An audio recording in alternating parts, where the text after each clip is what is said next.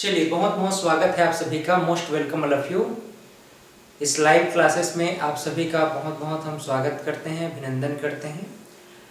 हम state PSC और state से संबंधित सीजी व्यापम और one day examinations, CG PSC के अंतर्गत प्रीलिम्स कम मेंस को एक साथ ध्यान में रखते हुए छत्तीसगढ़ और भारत के सामान्य अध्ययन पर आज से क्लास प्रारंभ करने जा रहे हैं।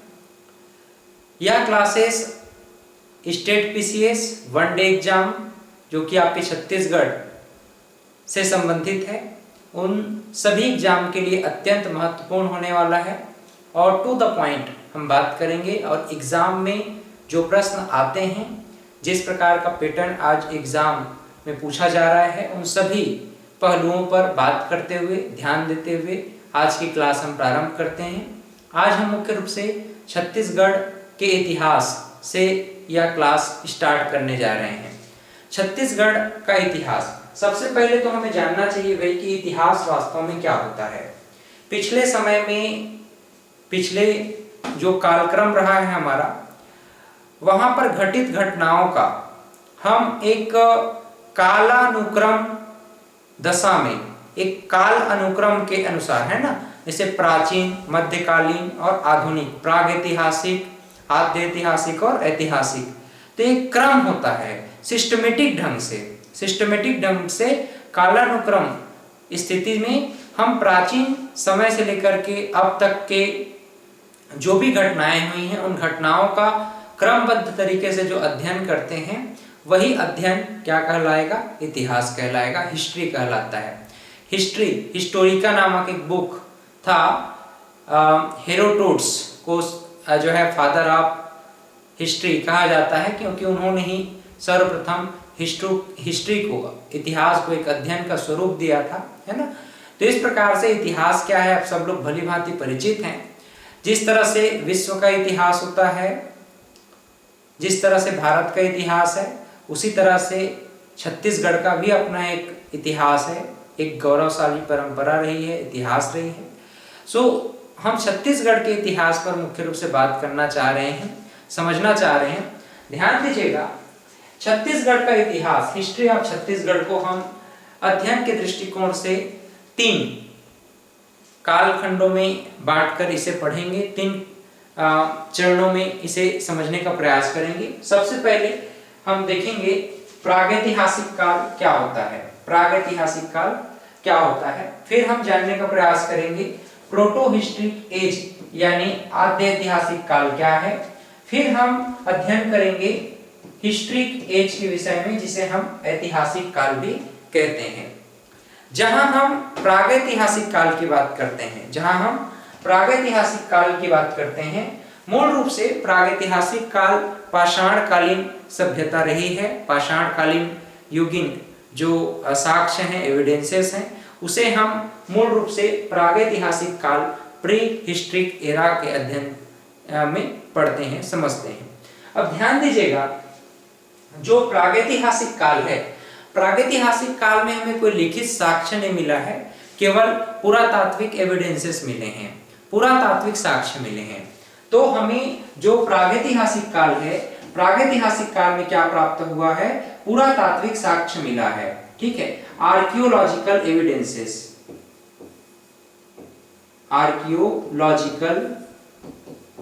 एविडेंसेस प्राप्त हुए हैं। आर्कियोलॉजिकल एविडेंसेस का अर्थ है पुरातात्विक साक्ष्य। पुरातत्व का मतलब समझते हैं? पुरातात्विक मतलब जो पुरानी चीजें हैं जिनकी खोज की जाती है पुरातत्ववेत्ता, आर्कियोलॉजिस्ट के द्वारा। तो पुराने कार्बन डेटिंग के माध्यम से पुराने समय में जो भी हमें एविडेंस प्राप्त होते हैं, साक्ष्य प्राप्त होते हैं, उसका काल निर्धारण किया जाता है कार्बन डेटिंग के थ्रू, कार्बन C14 के थ्रू स्पेशली, है ना। तो इस प्रकार से जो आर्कियोलॉजिकल एविडेंसेस मिले हैं, हमें पुरातात्विक साक्ष्य मिले हैं, उन्हीं पुरातात्विक साक्ष्यों के माध्यम, पुरातात्विक साक्ष्य चित्र हो सकते हैं, कोई कुल्हाड़ी हो सकता है पत्थर का बना हुआ, किसी धातु का बना हुआ, है ना, कोई भी धातु हो सकता है, पदार्थ हो सकता है, कोई चित्रकारी हो सकता है, कुछ भी हो सकता है, लेकिन एविडेंस होना चाहिए। कैसा एविडेंस होना चाहिए? पुरातात्विक एविडेंस होना चाहिए, आर्कियोलॉजिकल एविडेंस होना चाहिए, है ना, पुरातात्विक साक्ष्य होने चाहिए। तो पुरातात्विक साक्ष्यों की जानकारी हमें प्रागैतिहासिक काल से मिल जाती है। लेकिन हम जहां बात करते हैं आद्य ऐतिहासिक काल की, जैसे आपने इंडस वैली सिविलाइजेशन सुना होगा, सिंधु घाटी की सभ्यता। तो सिंधु घाटी की सभ्यता में हमें साक्ष्य तो मिले हैं, तो पुरातात्विक साक्ष्य भी मिले हैं और कुछ लिखित साक्ष्य भी मिले हैं। लेकिन समस्या यह है कि लिखित साक्ष्यों को अभी तक पढ़ा नहीं गया। हम पुरातात्विक साक्ष्यों के आधार पर ही वहां की संस्कृति, कल्चर इत्यादि का अनुमान लगाते हैं, लेकिन वहां जो लिखित साक्ष्य मिला है हमें, उन लिखित साक्ष्यों को अभी तक पढ़ा नहीं जा सका है। तो इस प्रकार से हम देखते हैं कि आद्य ऐतिहासिक काल वह काल है जहां पुरातात्विक साक्ष्य भी मिले हैं, लिखित साक्ष्य भी मिले हैं, लेकिन लिखित साक्ष्य को अभी तक पढ़ा नहीं जा सका है। जहां हम बात करते हैं, जहां हम डिस्कस करते हैं ऐतिहासिक काल की, तो ऐतिहासिक काल वह घटनाक्रम है जहां हमें पुरातात्विक साक्ष्य और लिखित साक्ष्य दोनों ही प्राप्त होते हैं और लिखित साक्ष्य को यहाँ पढ़ा जा चुका है। तो इस प्रकार से ऐतिहासिक कालक्रम में हमें एक अनसर्टेनिटी नजर नहीं आता, कुछ न कुछ सर्टेनिटी दिखाई देती है, हमें बहुत कुछ समझ में आने लग जाता है। पॉसिबिलिटी, इतिहास की पॉसिबिलिटी की सत्यता की जो पॉसिबिलिटी है वो ऐतिहासिक काल में अधिक स्पष्ट हो जाता है, क्योंकि यहाँ पर न केवल हमें आर्कियोलॉजिकल एविडेंसेस, पुरातात्विक साक्ष्य या फिर अन्य जो भी ऐतिहासिक साक्ष्य है, हिस्टोरिकल एविडेंसेस, आर्कियोलॉजिकल एविडेंसेस, साथ ही साथ हमें रिटन एविडेंसेस भी मिलते हैं, लिखित साक्ष्य भी मिलते हैं और लिखित साक्ष्य को पढ़ा भी जा चुका है। क्लियर? तो इस प्रकार से हम इतिहास को अध्ययन के दृष्टिकोण से 3 कालखंडों में पढ़ना चाहते हैं, प्रागैतिहासिक काल, आद्य ऐतिहासिक काल और ऐतिहासिक काल। सबसे पहले हम प्रागैतिहासिक काल को समझने का प्रयास करेंगे, जानने का प्रयास करेंगे प्रागैतिहासिक काल क्या है। हमने पहले ही आपको कहा ऐसा कालखंड जहां हमें केवल पुरातात्विक साक्ष्य मिले हैं, लिखित साक्ष्य नहीं प्राप्त हुआ है, उस काल को ही हम प्रागैतिहासिक काल, प्रीहिस्ट्रिक एज कहते हैं। इसे ही हम पाषाण काल, पत्थरों का काल भी कह देते हैं। जो प्रागैतिहासिक काल है ये भी 4 कालखंडों में बटा हुआ है। अर्ली स्टोन एज, पूर्व पाषाण काल, दूसरा है मेसोलिथिक पीरियड यानी मध्य पाषाण काल, तीसरा उत्तर पाषाण काल, तीसरा क्या है? उत्तर पाषाण काल, और चौथा है नियोलिथिक एज अर्थात नवपाषाण काल। ठीक है, सबसे पहले हम बात करना चाहेंगे पूर्व पाषाण काल से संबंधित, यानी अर्ली स्टोन एज में हमें कौन कौन से एविडेंसेस मिले हैं। हमने कितने कालखंड? 4 कालखंड में प्रागैतिहासिक काल को डिवाइड कर दिया, पूर्व पाषाण काल, मध्य पाषाण काल, उत्तर पाषाण काल और नवपाषाण काल। हम सबसे पहले क्या देखना चाहते हैं? पूर्व पाषाण काल को देखना चाहते हैं। पूर्व पाषाण काल में हमें कौन कौन से एविडेंसेस प्राप्त हुए हैं, तो इन्हीं एविडेंसेस पर हम डिस्कस करना चाहते हैं। सबसे पहले हम पूर्व पाषाण काल की बात करें तो पूर्व पाषाण काल में कुछ प्लेसेस को आपको ध्यान में रखना है, पाषाण काल से संबंधित, प्रागैतिहासिक काल से संबंधित, जैसे कि Raigarh. Raigarh is very very important place.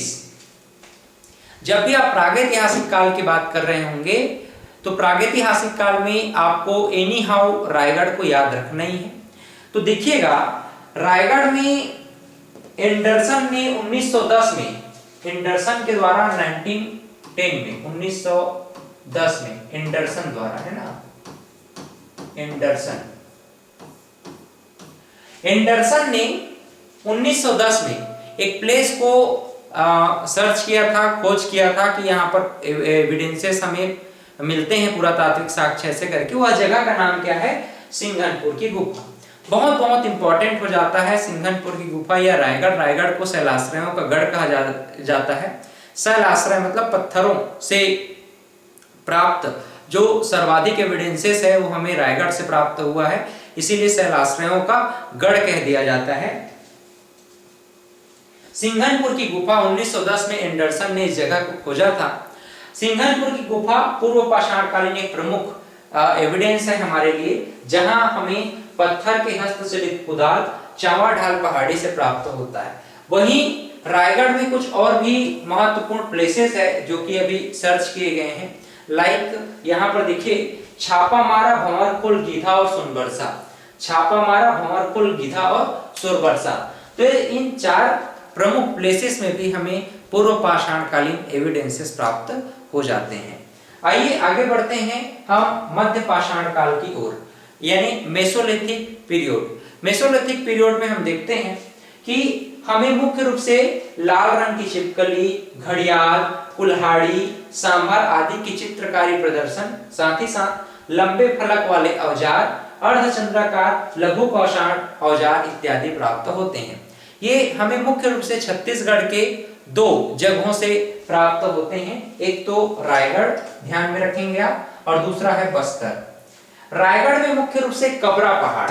अब एक प्रश्न आपका जो बनता है कबरा पहाड़ से संबंधित तो ये कि सर्वाधिक पाषाणकालीन जानकारी हमें कहां से मिलती है। ऐसा प्रश्न बनेगा, सर्वाधिक प्रागैतिहासिक कालीन जानकारी हमें कहां से मिलती है।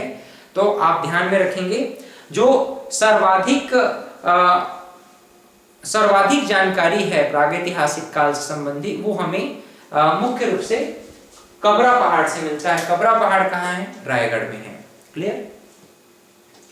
बस्तर में भी कुछ महत्वपूर्ण प्लेसेस हैं, लाइक राजपुर, भातेवाड़ा, कालीपुर, खड़ाक घाट, गढ़चंदेला और घाट लोहांग। तो ये प्रमुख प्लेसेस हैं बस्तर में, राजपुर, भातेवाड़ा, कालीपुर, खड़ाक घाट, गढ़चंदेला और घाट लोहांग। तो इन प्रमुख प्लेसेस में भी हमें मेसोलिथिक एज से संबंधित पुरातात्विक साक्ष्य मिलते हैं, आर्कियोलॉजिकल एविडेंसेस मिलते हैं। सर्वाधिक एविडेंसेस हमें कबरा पहाड़ रायगढ़ से प्राप्त हुआ है। कैसे कैसे साक्ष्य हैं तो ध्यान रखेंगे, ये साक्ष्य को आपको कनेक्ट करके पूछा जा सकता है। एविडेंस को लाल रंग की छिपकली, घड़ियाल, कुल्हाड़ी, सांभर आदि की चित्रकारी कहां से मिला है? तो मध्य पाषाण काल से मिला है। और लंबे फलक वाले औजार, अर्धचंद्राकार लघु पाषाण औजार, ये भी हमें मध्य पाषाण काल से संबंधित है। देखो, जो पूर्व पाषाण काल है वहां पर लोग बिल्कुल भी आदि मानव टाइप का रहेंगे, खाना बदोश टाइप का रहेंगे, यहाँ से वहां भटकते रहेंगे, गुफाओं में रहना चाहेंगे, क्योंकि लोग स्थायी निवास तो जानते नहीं थे। आज भी स्थायी निवास नहीं जान रहे हैं, लोग गुफाओं में रह रहे हैं। लेकिन धीरे धीरे आप देखेंगे कालांतर में, जैसे ही हम मध्य पाषाण काल से आगे बढ़ते हैं, जब जब हम मध्य पाषाण काल कहते हैं, अपने आप को थोड़ा सा इमेजिन किया करो कि हम मध्य पाषाण काल में पहुंच गए हैं। उस जगह को फील किया करो कि लोग कैसे रहते होंगे, है ना। लोगों के पास कपड़ा बनाने का कोई वो नहीं है ना, मतलब सेंस नहीं है उतना, मतलब बुद्धि का विकास नहीं हुआ है, लेकिन लोग सीखना चाहते हैं। क्योंकि मनुष्य, जैसे आप लोग दर्शन में पढ़ते हैं ना, मनुष्य के भीतर जन्मजात प्रत्यय होता है। अनुभववादी जो दार्शनिक हैं वो कहते हैं कि मनुष्य के भीतर जन्मजात प्रत्यय होता है, जो उसे कुछ खोजने को, सर्च करने को, कुछ इन्वेंट करने को प्रेरित करते रहता है। तो उसी तरह से मनुष्य का जो मन है हमेशा कुछ न कुछ जानना चाहता है, सीखना चाहता है, और इस प्रक्रिया को दोहराते दोहराते मनुष्य का विकास होते चला गया है। तो यही प्रक्रिया जो है मनुष्य पूर्व पाषाण काल में पूर्ण रूप से इधर उधर खाना बदोश कच्चा मांस को भी खा लेता था, जीवन जैसे तैसे जीता था। आगे चलते चलते धीरे धीरे मनुष्य का मानसिक विकास होता गया, शारीरिक विकास होता गया, धीरे धीरे कुछ नई नई चीजों की खोज करते चला गया, है ना। अपनी आवश्यकताओं की पूर्ति के लिए ही वह नए नए इन्वेंशन करने लगा, है ना। तो आगे चल करके हम देखते हैं मध्य पाषाण काल के पश्चात उत्तर पाषाण काल, इसे लेट पालियोलिथिक एरा के नाम से भी जानते हैं। लेट पालियोलिथिक एरा यानी कि उत्तर पाषाण काल। उत्तर पाषाण काल में 2 प्रमुख प्लेस आपको ध्यान में रखना है, रायगढ़ और गौरेला पेंड्रा मरवाही। गौरेला पेंड्रा मरवाही पहले बिलासपुर में आता था, अब गौरेला पेंड्रा मरवाही में एक स्पेशल प्लेस है धनपुर।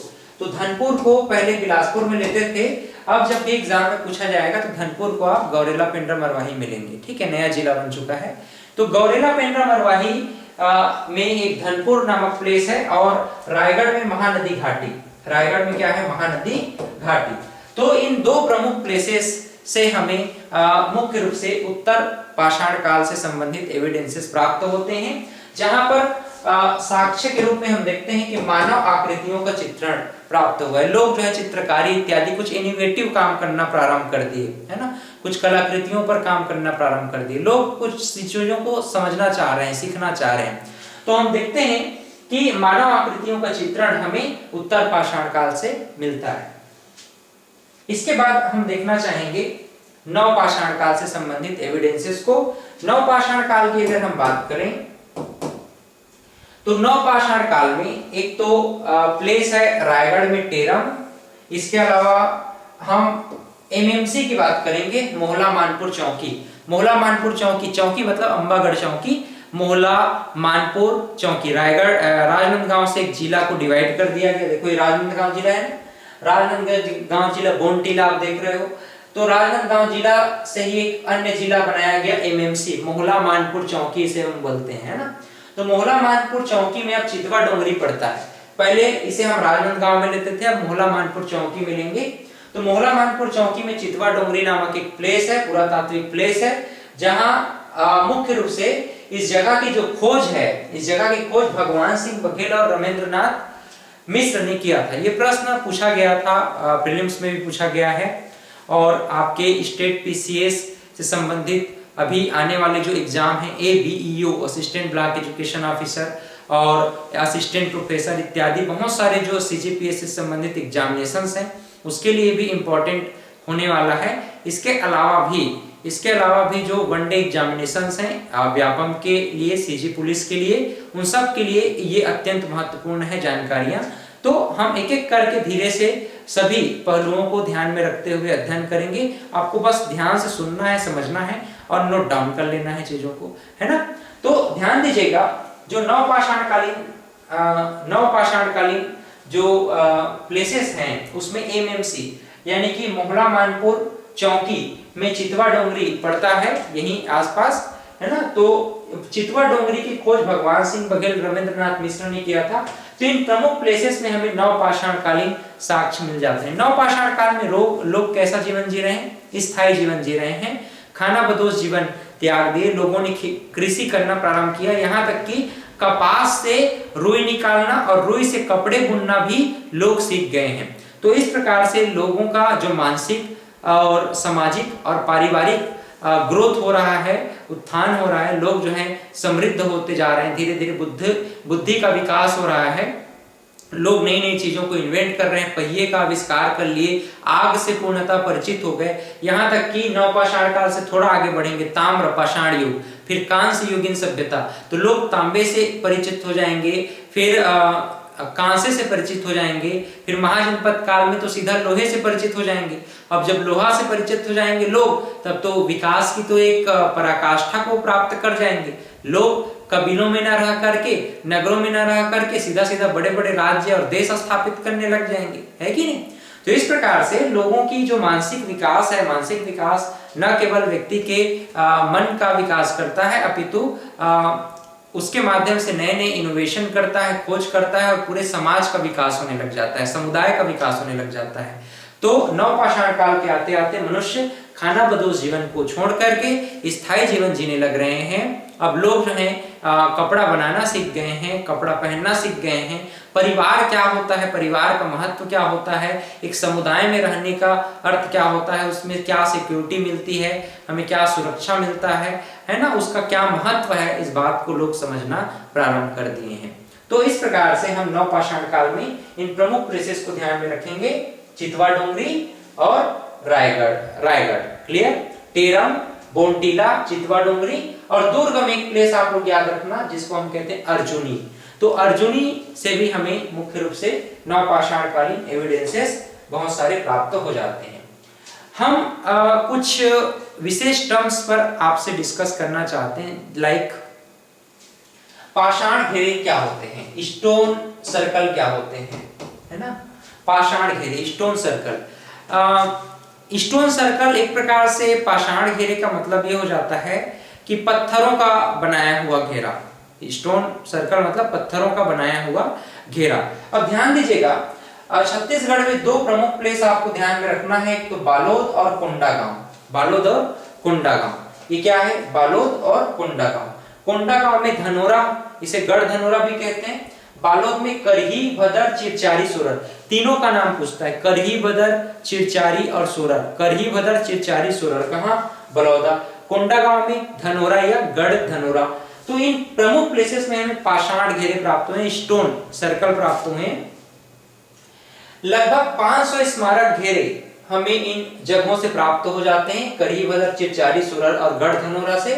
प्रोफेसर कांबले और रमेंद्रनाथ मिश्र ने इसको खोजा था, लेकिन 1956 में डॉक्टर एम जी दीक्षित ने इसका एक्सकवेशन करना प्रारंभ कराया, एक उत्खनन करना प्रारंभ करवाया, है ना। तो इन प्लेसेस को उत्खनन किसने करवाना स्टार्ट किया था? Doctor M G Dikshit. यहाँ देखो, ये प्रश्न ऑलरेडी पूछा जा चुका है कि मुख्य रूप से जो पाषाण घेरे हैं, 500 स्मारक घेरे हैं, करी भदर, चिरचारी, सुरर, गढ़धनोरा, बालोद और कोंडा गांव में। इस जगहों की खोज किसने की? ये ऑलरेडी प्रश्न पूछा गया है। तो आप प्रश्न का उत्तर जानते हैं, प्रोफेसर कांबले, रमेंद्रनाथ मिश्र, दोनों का नाम ध्यान में है आपका। लेकिन ये ध्यान में नहीं है कि इसका उत्खनन किसने करवाया था, उत्खनन करना प्रारंभ किसने कराया। 1956-1957 के around doctor M G Dikshit के द्वारा उत्खनन करना प्रारंभ कराया गया था। तो ये इंपॉर्टेंट हो जाता है आपके एग्जाम के पॉइंट ऑफ व्यू से, ठीक है। ये आपके लिए बहुत इंपॉर्टेंट हो जाता है, इसको आप लोग ध्यान में रखोगे। तो इस पाषाण घेरे में ध्यान में रखना, इसे हम महापाषाणकालीन समय भी कह देते हैं। महापाषाण काल शब्द का होता है महापाषाण, महा मतलब बड़ा, पाषाण मतलब पत्थर, महापाषाण, बड़े बड़े पत्थरों का युग को हम महापाषाण काल। अब सोचो, बड़े बड़े पत्थर से लोग घर बना रहे हैं, गुफा बना रहे हैं, और जो मृत व्यक्ति हैं उनको बड़े बड़े पत्थरों में ढक दे रहे हैं, उनके शव को बड़े बड़े पत्थरों से ढक देते थे, और उस प्रक्रिया को क्या बोलते थे? डालमेन। तो ये भी एक एग्जाम के पॉइंट ऑफ व्यू से इंपॉर्टेंट हो जाता है। डालमेन क्या है? इसे हम महापाषाण पट्टतुंब कहते हैं, महापाषाण पट्टतुंब। तो आपसे एग्जाम में पूछा जा सकता है, महापाषाण कालीन पट्टतुंब क्या है, या महापाषाण पट्टतुंब क्या है। तो शवों को जो दफनाया जाता था, बड़े बड़े पत्थरों से ढक दिया जाता था, उसी महापत्थरों को, बड़े महापत्थर या महापाषाण को क्या कहा गया? डॉल्मेन कहा गया है, या महापाषाण पट्टतुंब कहा गया है। क्लियर? उम्मीद करता हूं पाषाण घेरों से संबंधित जितने भी प्रश्न हैं आपको क्लियर हो गया होगा।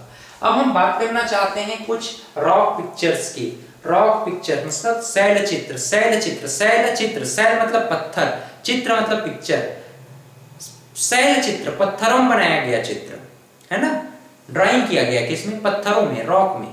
तो रॉक्स पिक्चर, पत्थरों में बनाए गए चित्रों को हम समझना चाहते हैं। कुछ प्लेसेस मैं आपको बताऊंगा, जैसे कि एमएमसी को आप ध्यान में रखना, मोहला मानपुर चौकी, और एक ध्यान में रखना है रायगढ़। तो इन दो प्रमुख प्लेसेस में हमें सर्वाधिक शैल चित्र मिले हैं।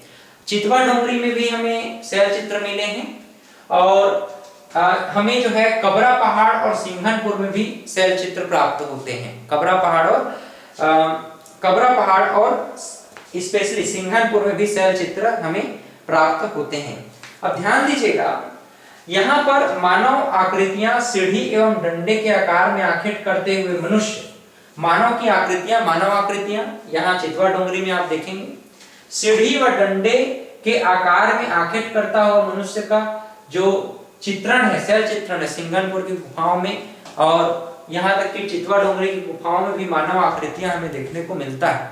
तो ये प्रश्न भी किया जा सकता है, मानव आकृतियां सीढ़ी व डंडे के आकार में, सीढ़ी व डंडे के आकार में, इस तरह से डंडा का आकार इस प्रकार से सीढ़ी व डंडे के आकार में आखेट करता हुआ, आखेट मतलब कि शिकार, हंटिंग, आखेट मतलब हंटिंग, तो शिकार करते हुए मनुष्य का जो शैल चित्रण है वो कबरा पहाड़, सिंघनपुर और चितवा डोंगरी में हमें प्राप्त होते हैं। क्लियर? ताम्र लौह युगीन पाषाण काल। ताम्र, मैंने आपको बताया नवपाषाण काल के बाद ताम्र युगीन सभ्यता आ जाता है, जिसे हम कॉपर आयरन स्टोन एज कहते हैं। तो कॉपर आयरन स्टोन एज से भी हमें लौह पत्र और मृदभांड मिले हैं। लौह पत्र और मृदभांड, मृद मतलब मृदा, मिट्टी, भांड मतलब बर्तन, तो मिट्टियों के पके हुए बर्तन को मृदभांड कहा जाता है। तो लौह पत्र और मृदभांड प्राप्त हुए हैं ताम्र लौह युगीन पाषाण काल से। प्रमुख रूप से दो प्लेसेस हैं, बालोद और कोंडा गांव। बालोद में वही धनोरा, गढ़धनोरा, और बालोद में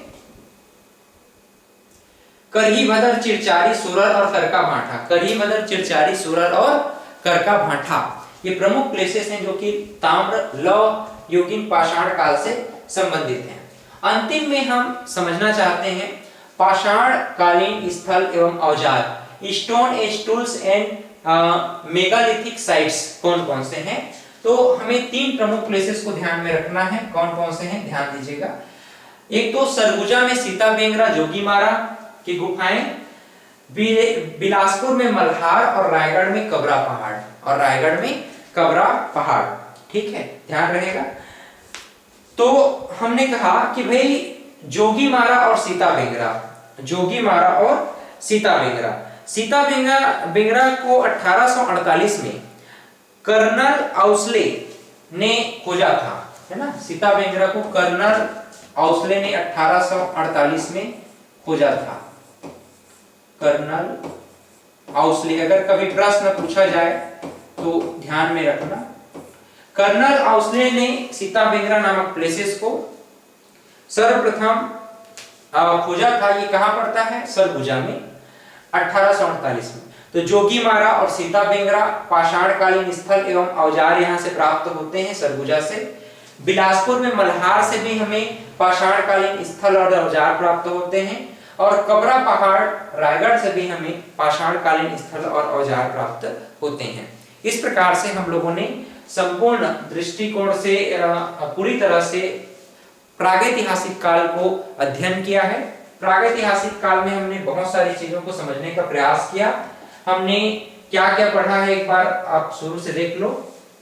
हमने जाना कि भाई छत्तीसगढ़ का इतिहास क्या है। छत्तीसगढ़ के इतिहास को हमने 3 कालखंडों में विभाजित करके आज हम मुख्य रूप से प्रागैतिहासिक काल को कंप्लीट पढ़ लिए। हम नेक्स्ट डे से ना आद्य ऐतिहासिक काल पर डिस्कस करेंगे। और एक बात आप लोग ध्यान में रखिएगा, जो आद्य ऐतिहासिक काल है, इंडस वैली सिविलाइजेशन, ये मुख्य दौर रहा है, और प्री वैदिक एरा, उत्तर वैदिक काल की यहाँ पर डिस्कस होती है, चर्चा होती है। तो इस समय छत्तीसगढ़ का कोई एविडेंस हमें प्राप्त नहीं होता, लेकिन जैसे ही हम पोस्ट वैदिक एरा की ओर आगे बढ़ेंगे, उत्तर वैदिक काल 1000 से 600 ईसा पूर्व 6ठी शताब्दी की बात करते हैं, तो हमें छत्तीसगढ़ से भी एविडेंसेस प्राप्त होने प्रारंभ हो जाते हैं। लेकिन इंडस वैली सिविलाइजेशन में तो हमें छत्तीसगढ़ से कोई एविडेंस प्राप्त नहीं होता। इसी कारण से हम आद्य ऐतिहासिक काल में छत्तीसगढ़ से संबंधित कोई भी एविडेंसेस प्राप्त नहीं कर पाते। फाइनली हम सीधा ऐतिहासिक काल में प्राचीन काल से प्रारंभ करेंगे। लेकिन फिर भी कल आद्य ऐतिहासिक काल में हमें कुछ कहां से जानकारी मिला है, या कुछ जानकारी मिला भी है या नहीं, वहां हम थोड़ा डिस्कस कर लेंगे। फाइनली कल हम ऐतिहासिक काल को डिवाइड करेंगे 3 कालखंड में, प्राचीन, मध्य और आधुनिक। फिर प्राचीन छत्तीसगढ़ के इतिहास को पढ़ना प्रारंभ करेंगे, और इस तरह से आपके तकरीबन 12 से 15 लेक्चर में हमने छत्तीसगढ़ को पूरी तरह से कंप्लीट कर देना है, और अच्छे से इसको हमको पढ़ना है, नोट्स बनाते चलना है। तो मिलते हैं नेक्स्ट क्लास में, तब तक के लिए इसी तरह से आप लोग पढ़ते रहें। Have a great day.